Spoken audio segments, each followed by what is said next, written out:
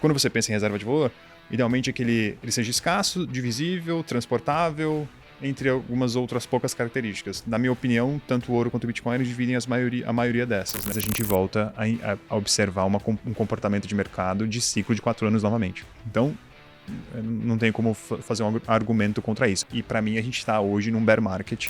Mas quando o brasileiro médio, ou o retail médio global, entender o valor que as stablecoins podem trazer para o seu dia a dia, eu acho que aqui sim que vai ser o grande vetor de crescimento para o mercado brasileiro como um todo e para o mercado de stablecoins. O que eu acho que ainda não aconteceu. Eu acho que a chave não virou para todo mundo. Guilherme Sacamone, CEO da OKEx no Brasil, trocou o mercado de tecnologia pelo mercado cripto por acreditar que o Bitcoin em 1 milhão não é questão de si, mas uma questão de quando.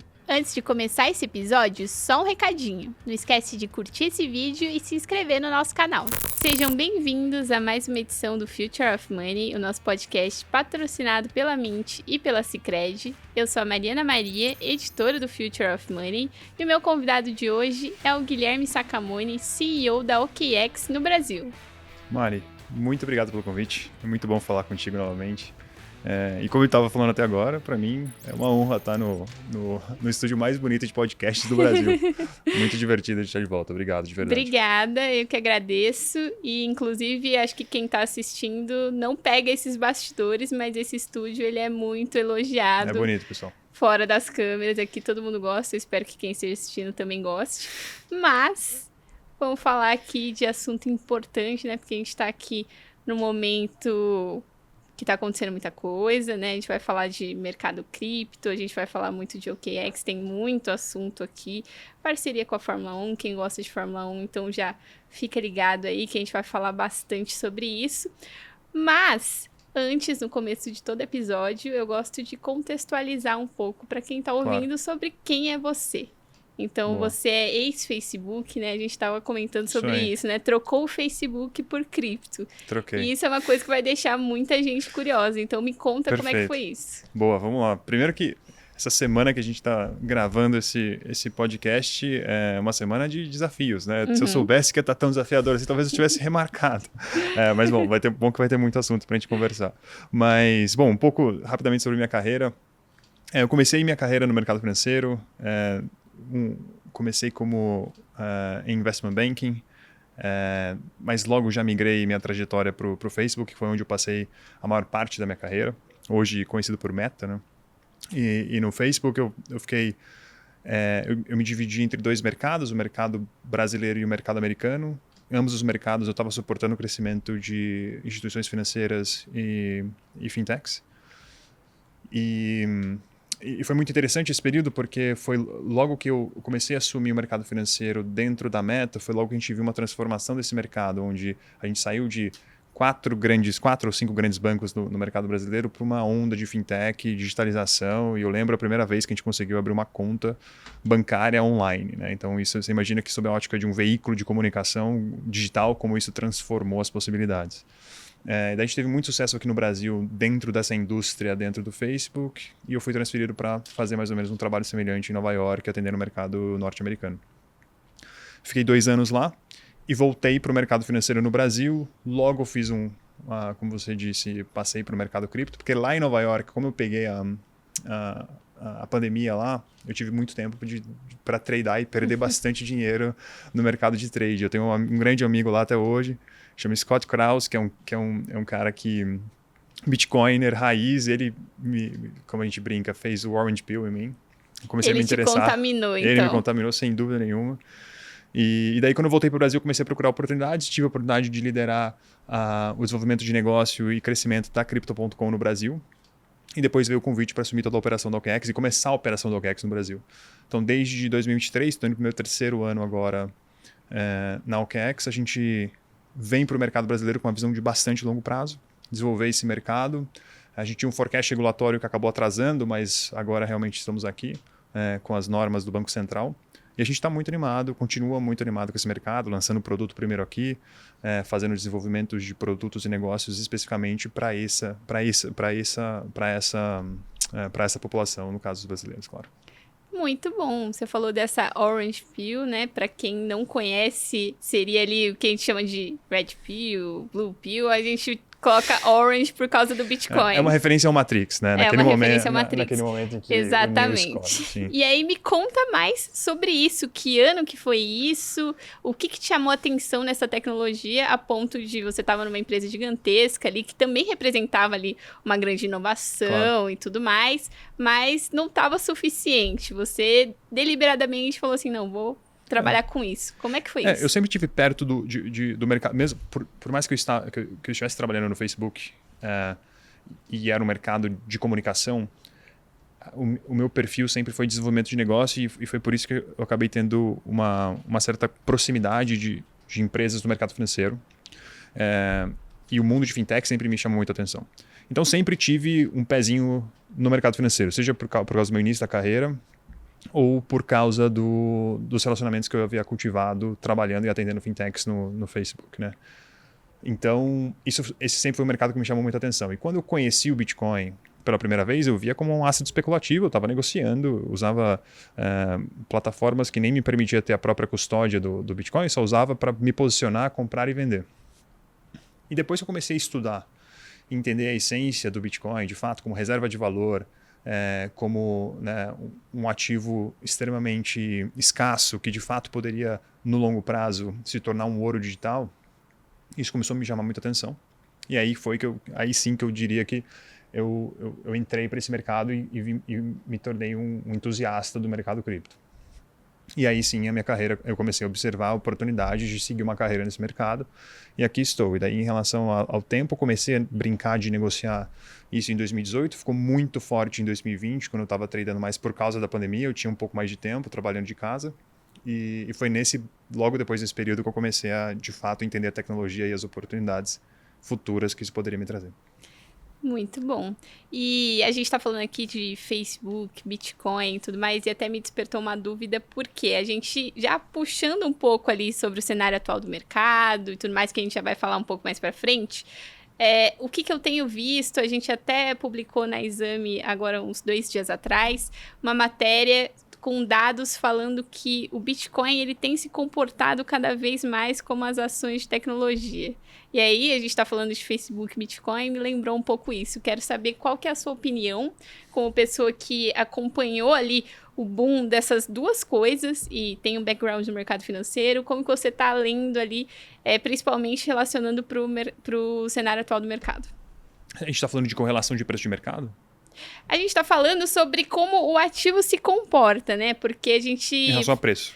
Exatamente. A gente teve ali muita volatilidade. Já existe essa comparação há muitos anos, né? Porque quando a gente teve as ações de tecnologia ali, também tinha um pouco esse processo. E aí, depois perdeu um pouco. Tanto que muitos especialistas preveem que o Bitcoin vai ter uma diminuição na volatilidade conforme o tempo. Você também enxerga isso? Não, sem dúvida. Eu só diria que Bitcoin, tradicionalmente, ele sempre foi percebido como um asset de risco, então ele tinha uma tendência a acompanhar assets mais voláteis, né, como as ações de tecnologia, mas essa correlação ela vem diminuindo no longo do tempo, né? Inclusive, o ano passado terminou super bem para as Mag 7, por exemplo, e não terminou super bem para o Bitcoin. Então, aqui a gente já começa a ver um descasamento. Claro que acho que aqui para o Bitcoin teve alguns acontecimentos, especificamente no dia 10 de outubro, ali, que transformaram fundamentalmente a liquidez desse mercado. Sem querer entrar no detalhe aqui, mas eu acho que aqui foi uma disrupção grande que a gente vem sofrendo enquanto mercado cripto desde então. Tem muita coisa que precisa voltar sobre a ótica de liquidez para que esse mercado retome. Mas a correlação intrínseca em relação ao mercado americano, principalmente de tecnologia, e o Bitcoin, sempre foi muito forte, mas ela vem diminuindo com o tempo. Em relação à volatilidade geral do asset, eu acho que a gente deve ver uma diminuição a partir de $1 milhão do Bitcoin. Que é onde a gente, de fato, ele deve ter um comportamento muito mais próximo do ouro, que é até engraçado falar em volatilidade, que o ouro como sendo um asset não volátil nas últimas semanas, né? De hoje que a gente está gravando, hoje é dia 5, o ouro tem sido um dos assets mais voláteis nos últimos dias, junto com a prata. Mas ainda assim, quando você faz um zoom out e você expande a janela, o ouro ainda se comporta como um asset pouco volátil nos últimos 50 anos, por exemplo. Eu imagino que é para esse caminho que o Bitcoin está indo no longo prazo, a partir do ano de 2030, eu acredito. Então, já até entrando nesse assunto de ouro, você não considera que o Bitcoin é um ouro digital ainda, né? Porque a gente teve ali muita gente falando sobre isso, mas agora a gente vê até uma preferência pelo ouro, né? Agora, nesse momento de incerteza. Esse fluxo que a gente tem observado no ouro, na minha opinião, ele está muito ligado às compras excessivas dos bancos centrais devido a um pouco da dúvida em relação ao futuro do dólar. E a gente não vê esse mesmo movimento acontecendo em relação ao Bitcoin. Eu acredito que o Bitcoin sim vai se comportar como ouro no futuro, mas é incomparável à janela de tempo da existência do Bitcoin que existe desde 2009, do ouro que está aí há centenas de anos. Então, eu acho que é aqui que está a grande diferença de comportamento de preço. A gente está indo para esse caminho, ele vai precisar de muito mais maturidade e adoção para que a volatilidade diminua, na minha opinião. Mas é para isso, a gente, sem dúvida nenhuma, a gente está apontado para esse caminho do ouro e como de ser uma reserva de valor. Porque quando você pensa em reserva de valor, idealmente é que ele seja escasso, divisível, transportável, entre algumas outras poucas características. Na minha opinião, tanto o ouro quanto o Bitcoin dividem a maioria dessas. Né? O que o Bitcoin é superior é na divisibilidade e no transporte. Mas ele continua sendo... E também na escassez, se você parar para pensar, porque no fim do dia o Bitcoin são apenas 21 milhões de Bitcoins. Então, na minha opinião, ele é uma versão melhorada enquanto reserva de valor do ouro, mas não impede que ele precisa se provar no tempo, como o ouro já se provou. E também acho que um pouco de avanço na adoção, né? A percepção das pessoas de como esse ativo é escasso. Sim, mas se você para pensar, sem dúvida, eu acho que a adoção vai ser um fator muito importante para a diminuição da volatilidade. E claro que quanto menos volatilidade, significa que menor a janela de oportunidade e de upsell. Mas se você para pensar em volatilidade por si só, desde no ano de 71, quando a gente perde o padrão ouro no dólar, o ouro teve flutuações de 2 dígitos de 71 até o início dos anos 80. Então essa volatilidade que a gente observa no Bitcoin não significa que ele não pode no futuro vir a ser uma reserva de valor. O que, na minha opinião, é um conceito muito errado de muita gente no mercado. Só porque ele é volátil hoje, ele não pode vir a ser uma reserva de valor. Eu acho que ele é volátil hoje pela questão de maturidade, adoção e prova no tempo, mas no futuro, assim que essas barreiras forem ultrapassadas, ele tende a se tornar um ativo bem mais estável. E também acho que a gente não precisa pensar nisso numa forma gradual, né? Como você falou, o ouro teve momentos ali em que teve uma volatilidade baixíssima e agora, por algum motivo de mercado, também a volatilidade aumentou. Acho que nenhum ativo está imune a isso. Sem dúvida. Tá, então agora, seguindo o nosso papo, a gente vai falar do tema mais temido, né? Porque a gente está aqui hoje no olho do furacão, o mercado despencando ali. E as pessoas querem entender o que está acontecendo, por que foi isso. E eu já vou começar com a pergunta que não quer calar. Você mencionou lá o dia 10 de outubro, que a gente teve um flash crash no mercado. Você acha que esse dia marcou ali o fim do mercado de alta, né, que eles chamam de bull market, e começou o bear market? Porque a gente vinha num momento ali de altas expressivas, Bitcoin batendo 126 mil dólares, e de repente isso começou a desandar. Foi nesse dia que isso começou a desandar? Eu acho que as liquidações que a gente observou nesse dia foi a maior liquidação da história do mercado cripto. Machucou muito esse mercado. Então, eu acho que ali, aquele dia, se a gente não tivesse tido algumas alavancagens irresponsáveis no mercado, como a gente teve como a gente estava nesse dia, seria um dia de queda significativa, mas nada nesse nível de liquidação que a gente observou. Mas eu acredito que algumas das ferramentas de alavancagem que foram utilizadas por alguns players do mercado naquele momento acabaram impactando significativamente a liquidez do mercado nos próximos dias, logo após aquela comunicação do Trump em relação às tarifas na China. Então, a reação do mercado em relação a esse statement do Trump foi muito mais severa devido às alavancagens que estavam em níveis altíssimos. E toda essa liquidação machucou todos os fluxos de liquidez novos que poderiam vir nesse mercado agora e sustentar um preço desse mercado mais alto. Então, eu tiro essa conclusão muito devido, logo após o dia 10 do 10, a gente conseguiu observar o mercado americano subindo com força, o ouro subindo com força e o Bitcoin ficando para trás. E, na minha opinião, esses eventos estão correlacionados. A má performance do Bitcoin no fim do ano passado está diretamente relacionada ao fato das liquidações excessivas que aconteceram no dia 10 de outubro. E existe uma tese de que o mercado cripto ele se move em ciclos, né? Até um termo que toda vez que a gente faz matéria lá na Exame, muita gente gosta de ler sobre isso e é muito interessada em ciclo do Bitcoin, ciclo do mercado cripto.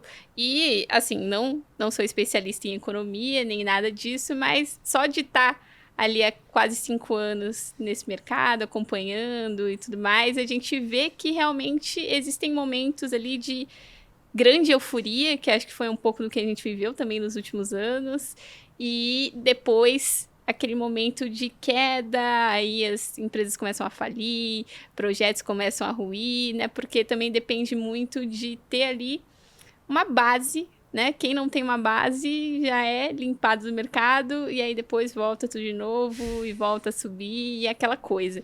Então, primeiro, eu quero saber se você acredita que a gente está num desses momentos em que daqui para frente a gente pode ter um bear market de cripto e se você enxerga oportunidades nisso. Porque eu, por exemplo, eu me arrependi muito de não ter comprado Bitcoin em $15 mil na época da FTX. Sim. Mas, naquela época, a gente achava que, nossa, Bitcoin vai acabar. Então, como é que a pessoa que está assistindo a gente pode interpretar esses ciclos e em que momento do ciclo você acha que a gente está agora? Perfeito.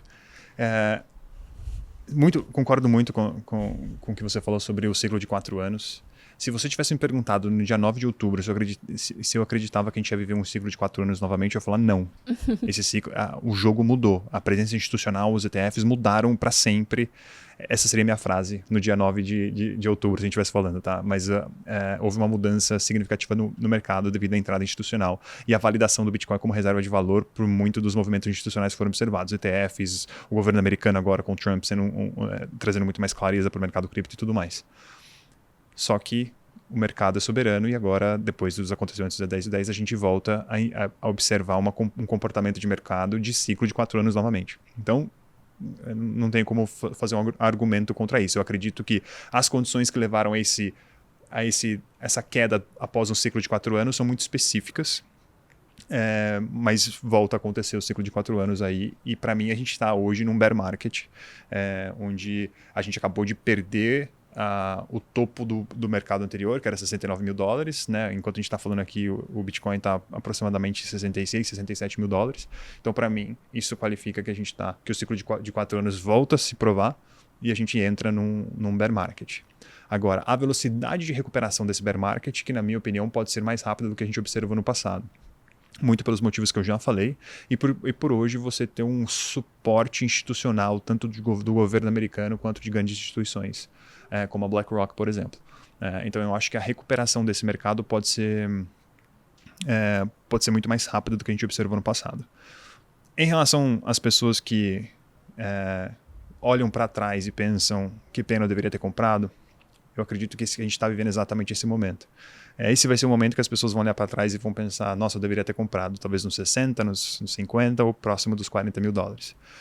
Eu acho que daqui 5, 8 anos, enquanto o Bitcoin estiver valendo $1 milhão, não vai importar muito se você comprou ele a 60, 50 ou $40 mil. Eu acho que o que mais vai impactar foi se você fez parte desse mercado e de você ter pego toda essa oportunidade de subida desse ativo. Eu já vi muitas vezes esse mercado dizer que o Bitcoin morreu. Eu acho que a gente está vivendo mais uma daquelas semanas onde o Bitcoin está morto, o Bitcoin vai morrer, mas por algum motivo a gente sempre volta.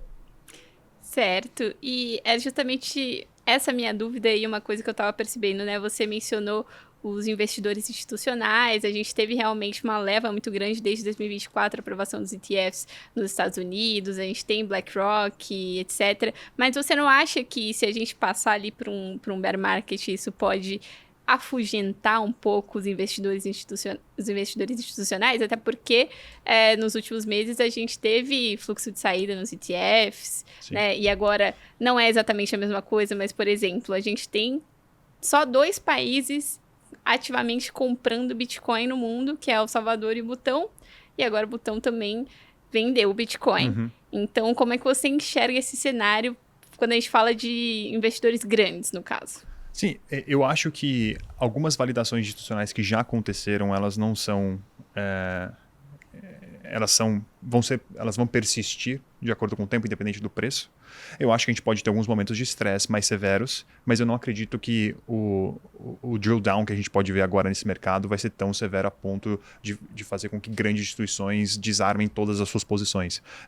Muito se fala sobre o risco, por exemplo, da MicroStrategy de ter margin call. Não vejo isso acontecendo. Eu acredito, inclusive, a Strategy continua comprando os seus bitcoins com a mesma recorrência de quando esse mercado estava completamente diferente. Então, para mim, a presença do mercado institucional só traz pontos positivos e eu não vejo um desarme significativo das posições do mercado institucional que faça com que o Bitcoin se comporte de uma maneira muito diferente de outros bear markets. Faz sentido? Sim, com certeza. E agora eu quero saber, do ponto de vista da OKX, vocês como empresa que atua 100% nesse mercado, como é que vocês se posicionam para justamente aguentar o tranco, né, no caso? No fim do dia, por incrível que pareça, bear market ou bull market tem pouca alteração no nosso dia a dia e no que a gente está focado em construir e servir nossos clientes, né?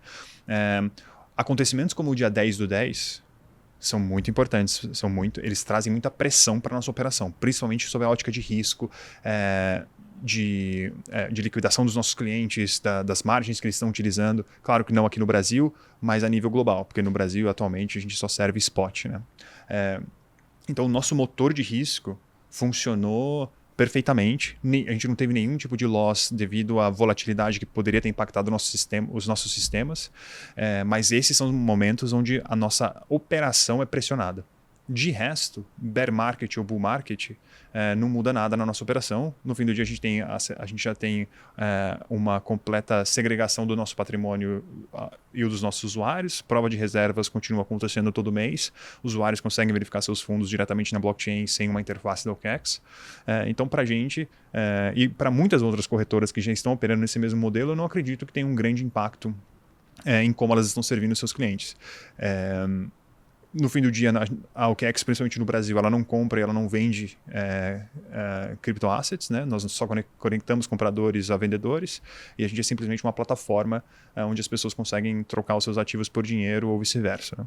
Então, na nossa operação acaba tendo pouquíssimo impacto. Claro que volatilidade, para quem é uma corretora, é sempre bom, pois gera mais movimentação e obviamente, mais receita. Mas de resto, nenhuma grande alteração na nossa estratégia de construção ou como servimos nossos clientes.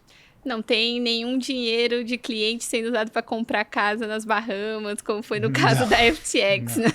Não, Brincadeira. Não. Mas é importante a gente falar Claro. disso, porque foi um dos motivos que derrubou a terceira maior corretora cripto em 2022. Sem dúvida. Inclusive, essa semana eu fiz questão de trazer nas minhas redes sociais, né, novamente a nossa prova de reservas. Fazia um tempo que eu não postava sobre isso, mas eu acho que neste momento é um momento chave. Para as pessoas, tá muito FUD sempre acontece nesse mercado e é importante os usuários que confiam na OKX terem certeza que a gente continua tratando os assets dele com o máximo nível de responsabilidade. E eles podem fazer a verificação, e eles não precisam confiar na palavra do Guilherme ou na palavra da OKX, eles podem verificar por si mesmos que os fundos deles estão exatamente onde eles deveriam estar e não estão sendo movimentados. E é um pouco também do amadurecimento do mercado, né? Sem Porque quando o Bitcoin surgiu, justamente até por conta de volatilidade, teve muita gente enriquecendo, achando que era oba-oba, como, né, o próprio exemplo que eu acabei de citar da FTX. Então, é um processo de amadurecimento do mercado que eu até estava falando num outro podcast que a gente gravou aqui com a Bruna Cabuz da 21 Shares, sobre esse processo de financiarização do mercado cripto, né? Então, as empresas estão se tornando mais maduras, mais responsáveis, né? Entender que não é oba-oba, tem ali... Agora vai ter lei ali para cumprir e tudo mais. Prova de reserva vai fazer parte da Exatamente. Então, como é que você enxerga esse movimento, né? Porque tem muita gente que enxerga a regulação ali como uma coisa que pode trazer limitações e tudo mais, mas no final das contas a gente precisa disso até para garantir a nossa segurança. Claro. Não, e é engraçado você falar isso porque acho que a primeira prova de reservas que a OKX emitiu foi em 2019. Ninguém se importou. Ninguém nem foi acessar nossas provas de reservas, né?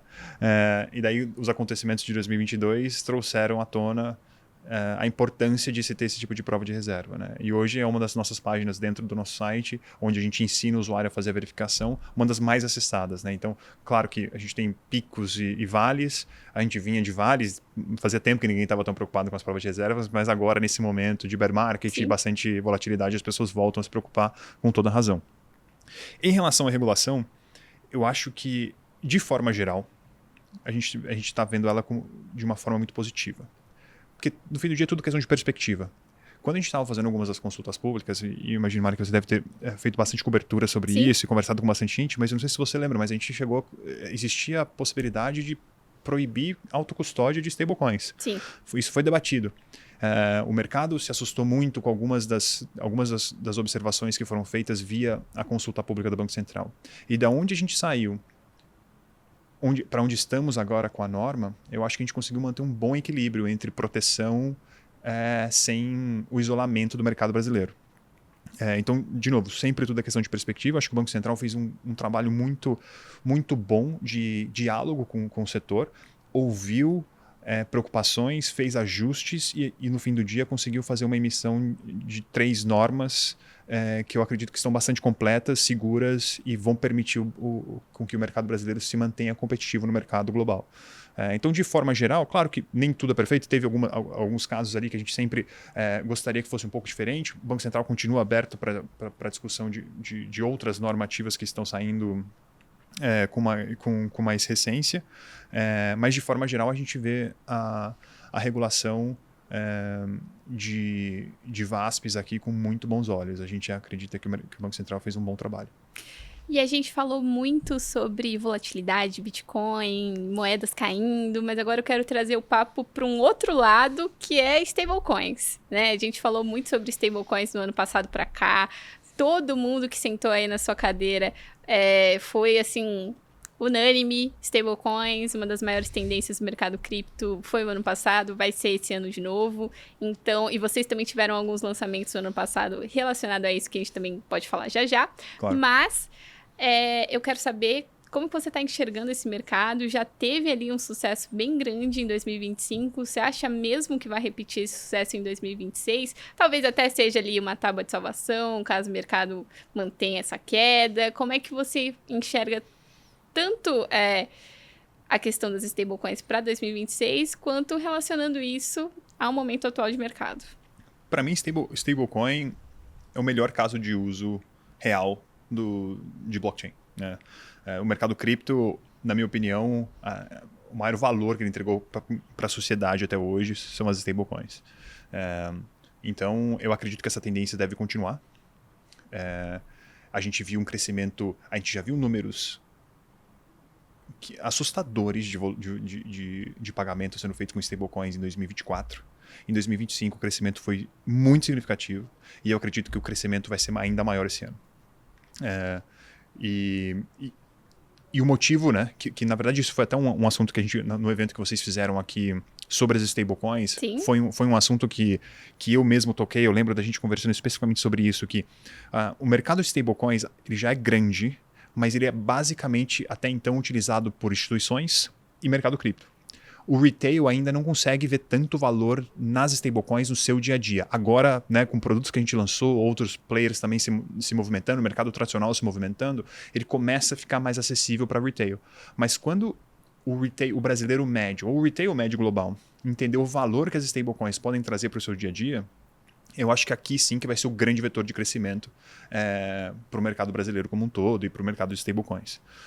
O que eu acho que ainda não aconteceu. Acho que a chave não virou para todo mundo, né? E agora que a gente está com um produto falando especificamente com o retail sobre stablecoins, a gente consegue perceber ainda a barreira das pessoas entenderem o que significa um dólar tokenizado, qual é a diferença para um dólar normal e como que isso se comporta e como que ele de fato utiliza isso no dia a dia. Existem algumas barreiras que a gente está tentando passar, mas uma vez que essas barreiras sejam a gente passe essas barreiras, eu acredito que a adoção do stablecoin vai ser viral. E aí o caso de uso, né, do institucional ali, das empresas que usam, é bem diferente do que uma pessoa do varejo, né, que você está falando, vai acessar ali $1 digital. Então me conta como é que na OKEx vocês estão oferecendo esse acesso a stablecoins e a produtos de stablecoins variados. Perfeito. Eu acho que o grande aprendizado que a gente teve no OKEx no começo de 2024 foi a gente tentar falar de stablecoin para o varejo médio numa tentativa de trazê-lo para o mercado cripto. Isso foi uma estratégia errada que a gente fez, mas foi um teste, foi um aprendizado, onde a gente falava com o varejo no sentido de dolarize via stablecoins dentro do OKEx. E o que a gente percebeu é que o usuário vinha para comprar stablecoins, na verdade ele vinha para comprar dólar, e ele chegava lá e ele encontrava uma gama de produtos que ele não tinha ideia do que ele fazia com aqueles produtos. Por exemplo, Bitcoin, Ethereum, meme coins, spot, margem, e ele se perdia naquele leque de produtos cripto. Então a gente entendeu que a gente precisava construir uma experiência de stablecoin nativa, onde a gente só fala de stablecoin, a gente só permite stablecoin e a gente pluga algumas soluções de utilização de produto via essas stablecoins. E aí que surgiu o OKExPay, né, que você estava lá com a gente no lançamento, Sim. A gente conversou bastante. E aí sim a gente entendeu que essa é a oportunidade. Entregar uma experiência nativa de stablecoin e só de stablecoin. Então por isso que a gente lançou o OKExPay, que na verdade é uma carteira de custódia própria, que a gente permite que o usuário faça um depósito Pix e a corretora brasileira faz a transformação desse Pix, desse real, em stablecoins e deposita isso na custódia própria do usuário. E conectado a essa custódia própria, existe um cartão internacional que ele pode utilizar em todos os lugares que aceitam Mastercard, sem nenhuma taxa, sem nenhum spread, utilizando simplesmente a cotação da stablecoin ou do dólar versus a moeda que ele estiver utilizando naquele dia. Então, a gente conseguiu de fato entregar valor para o usuário final, sim, pelo simples fato de utilizar essa ferramenta que se chama stablecoin. E agora o usuário ele consegue entender que de fato o que ele está comprando é um dólar digital e ele não se mistura com toda aquela gama de produtos bem mais complexos do mercado cripto que boa parte da população ainda não tem o menor interesse. Certo. E aí, como é que... Sim, eu lembro, né? Eu tava no lançamento, foi ótimo, mas de lá para cá, o que aconteceu? Tem algum dado para trazer pra gente? Não, de lá para cá, a marca OKEx se transformou de forma bastante significativa. A gente deixa de ser provavelmente o terceiro ou quarto aplicativo cripto mais baixado em novembro, que foi quando a gente fez o lançamento, para se tornar o app cripto no Brasil mais baixado desde então. Então, desde da primeira semana de dezembro, não há nenhuma semana até hoje que a OKEx não foi o app cripto mais baixado do Brasil. Então, de lá para cá, são 50 mil cartões já emitidos no Brasil.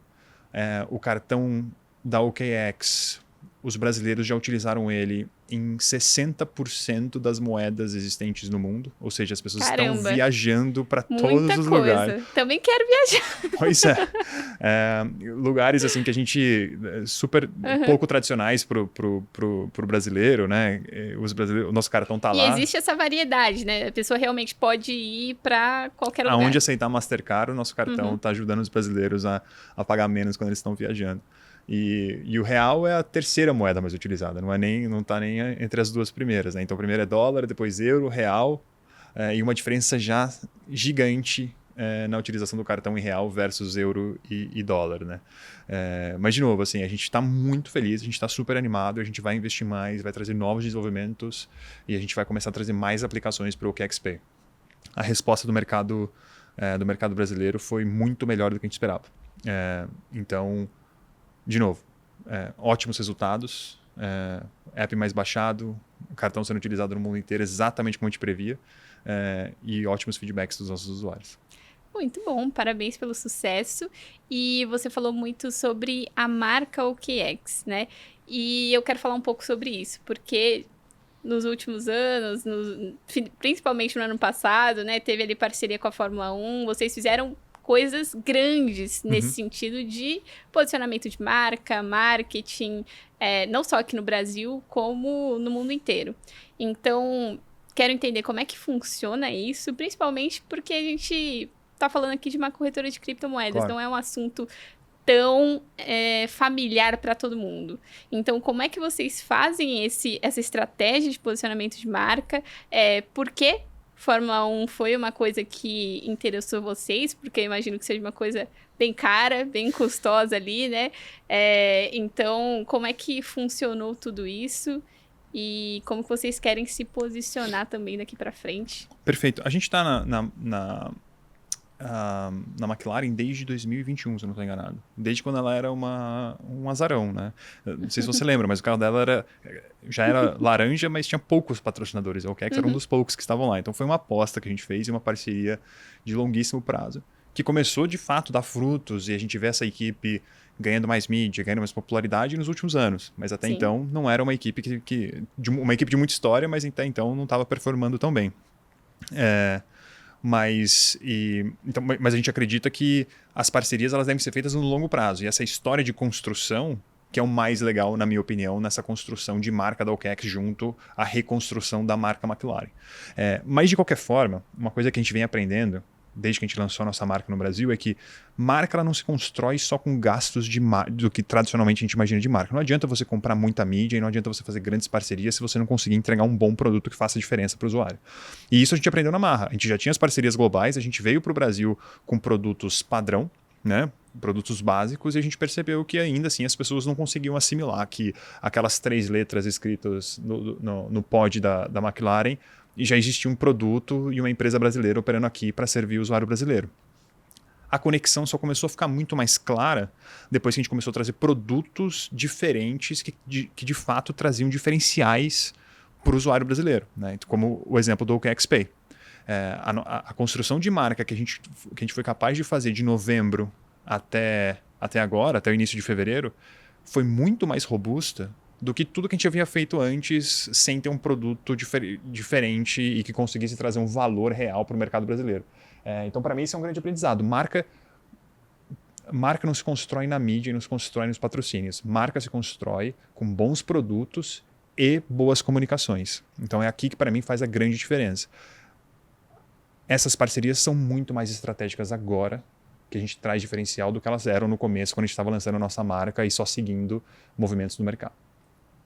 E o público da Fórmula 1, ele é um público interessante para uma corretora de cripto, por quê? Porque quando a gente, principalmente assim, acho que em 2021 até ainda pegava um pouco essa visão, né? O investidor de cripto é o nerd, né? Aquele que fica o dia inteiro na pandemia, em casa, mexendo com isso, né? É aquela coisa, às vezes, no máximo, um gamer, né? Então, como é que fica essa relação, tanto da expansão ali, né, de uma marca cripto para outros lugares ali que não necessariamente o óbvio, e como é que é o interesse ali que vocês têm num público de Fórmula 1? O que o público de Fórmula 1 tem que é atrativo, que você acredita que eles investiriam em cripto com vocês? É engraçada essa pergunta, porque o público de Fórmula 1 ele vem se transformando muito, né? Se a gente volta 5 anos atrás e a gente tirasse uma foto das características demográficas do público de Fórmula 1 de antes e de agora, ele deve ter se transformado significativamente. Não, com certeza, virou uma febre até nas pessoas da minha idade, por exemplo. Eu tenho 27 anos, as minhas amigas todas são viciadas em Fórmula 1, né? Uma coisa que eu não via antes. Uma transformação. Exatamente. O público anterior na Fórmula 1 ele era de pessoas mais velhas, de um poder aquisitivo maior, o que obviamente, quando você está falando de investimento e de oportunidades de trade e tudo mais, faz sentido esse tipo de comunicação. Mas agora o público de Fórmula 1 são suas amigas, são a minha irmã, que tem 19 anos e gosta dos pilotos, e se tornou quase como um mainstream hoje em dia, né? Tanto que você vê até as próprias movimentações dos canais de televisão agora competindo para poder passar um esporte que estava esquecido no começo dos anos 2020, né? Então, essa transformação de público tem sido muito positiva, porque a gente sai daquele nicho específico que sempre foi interessante, mas ele era um nicho, para ser uma comunicação de massa agora. Agora, quando você coloca a sua marca em um carro de Fórmula 1 e você utiliza assets da Fórmula 1 para comunicar com o público, 2 coisas acontecem. A primeira coisa é um reconhecimento da sua marca junto ao carro, junto à equipe, e a segunda coisa é uma conexão de comunicação, né? Porque quando você coloca o Lando Norris segurando o cartão da OKEX, rapidamente ele gera uma conexão e familiaridade para as pessoas quererem entender o que está acontecendo. Se você colocasse o Lando Norris, talvez outros exemplos de outros pilotos no fim dos anos de 2018 e 2019, não ia ter essa rápida conexão e uma busca pelo entendimento da mensagem que está vindo através daquela pessoa. Então, eu acho que foi uma boa aposta a gente entrar na Fórmula 1 lá atrás. Claro que esse é um mercado que está ficando cada vez mais caro devido a essa transformação desse público, se tornando muito mainstream, mas a gente acredita que ainda faz muito sentido a gente estar próximo, porque nos abre muitas oportunidades, não só de comunicação, mas de conexão com o público que continua se expandindo nesse esporte. E agora eu quero saber, vou dividir a pergunta em duas partes, então a gente está falando muito sobre OKX, vamos continuar falando sobre OKX. Quero saber planos para esse ano, principalmente aqui no Brasil, né? Como que vocês pretendem continuar nos esportes? Tem novidade por aí? Estão desenvolvendo mais produtos? Como é que tá? Bom, então, uma vez que a gente trouxe o produto OKX Pay para o Brasil, a gente entendeu que algumas parcerias locais seriam importantes, né? Então, por isso que a gente fechou uma parceria com a Natália Arcuri, a gente fechou uma parceria com o Renato Albani, que conseguem expandir para muito além do mercado cripto tradicional. O mercado cripto tradicional, né? Ter tradicional e cripto na mesma frase é engraçado, né? Mas no mercado cripto tradicional. Então, a gente expande muito isso, porque agora a gente tem um produto que serve muito mais usuários que não só aqueles que estavam interessados em Bitcoin, Ethereum, em fazer trades, né? E isso abre uma gama de oportunidades muito grande. Então, a gente deve continuar investindo nesse tipo de parceria no Brasil, porque as características do mercado brasileiro, principalmente dentro do OKX Pay, são muito específicas. São muito diferentes do que a gente está observando agora com o lançamento do cartão e do OKX Pay na Europa. São comportamentos e utilização de produto muito diferentes. O cartão da Europa é utilizado na Europa. O cartão do Brasil já foi utilizado em 60% das moedas existentes do mundo e o Brasil é o terceiro país apenas em utilização desse cartão, porque as pessoas não veem o cartão OKX como um cartão que elas querem usar no Brasil para fazer compras corriqueiras. Elas querem usar esse cartão para, de fato, ter o poder da liberdade de cripto de gastar em qualquer lugar. Então, a gente vai começar a olhar ainda mais para parcerias específicas no Brasil, mas claro que a gente vai continuar desenhando modos de se utilizar as parcerias globais também no Brasil e continuar empurrando agora a parceria com a McLaren, a parceria com o Manchester City aqui, porque a gente acredita que, principalmente esse ano que vai ter grandes Copa do Mundo, né? A gente trazer assets de futebol para cá pode ser muito interessante para a gente.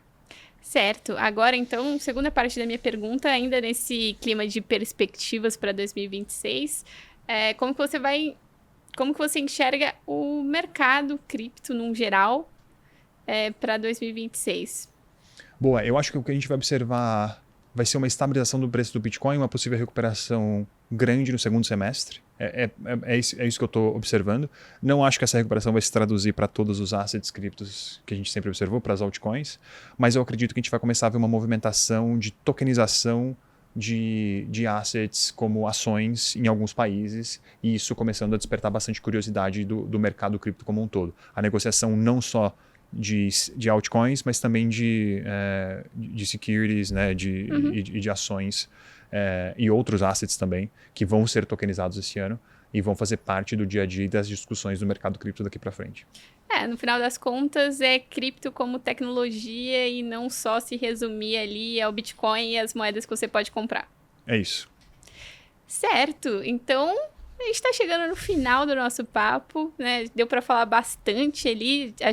Espero que quem esteja assistindo tenha gostado bastante. A gente falou bastante sobre o mercado, deu para falar um pouco sobre o que está acontecendo, para acalmar o coração ali de quem está investindo. Mas a gente tem uma última pergunta, que é o Momento Mint, a pergunta da patrocinadora, a Mint, plataforma cripto do BTG Pactual. E eu quero saber se você acha que as stablecoins podem ser uma porta de entrada para os bancos em cripto. Eu acho que não só podem, como elas já estão sendo. A gente já tem observado grandes instituições financeiras tradicionalmente muito conservadoras, já emitindo suas próprias stablecoins ou oferecendo serviços de acesso a stablecoins para os seus usuários. Eu acredito que não vai ser trivial esse shift para a base de clientes existente dessas instituições, porque elas vão sofrer muito do que a gente sofre quando a gente está explicando stablecoins para o retail, mas eu acredito que sim, as stablecoins elas vão servir grandes investidores dentro dessas grandes instituições financeiras também. Certo. Então, é isso. Não sei se tem alguma coisa que eu esqueci de perguntar, mas você queria trazer. Não, acho que é isso. Então, muito obrigada, Gui. Segunda vez aqui, né? Quem quiser também ver o primeiro podcast que a gente gravou com o Gui, tá aqui no nosso canal. E eu não posso deixar de pedir para vocês acompanharem as nossas matérias no site da Exame, curtir esse vídeo, se inscrever no nosso canal e também seguir a gente nas redes sociais. E para quem quiser te procurar ou também procurar o OKEx, como é que faz? Claro, no Instagram, OKEx Brasil. No Instagram, se quiser me seguir diretamente, Guilherme Sacamone. E no Twitter, G Sacamone, você consegue me encontrar. Obrigada, Gui. É isso. Obrigado. A gente vai ficando por aqui.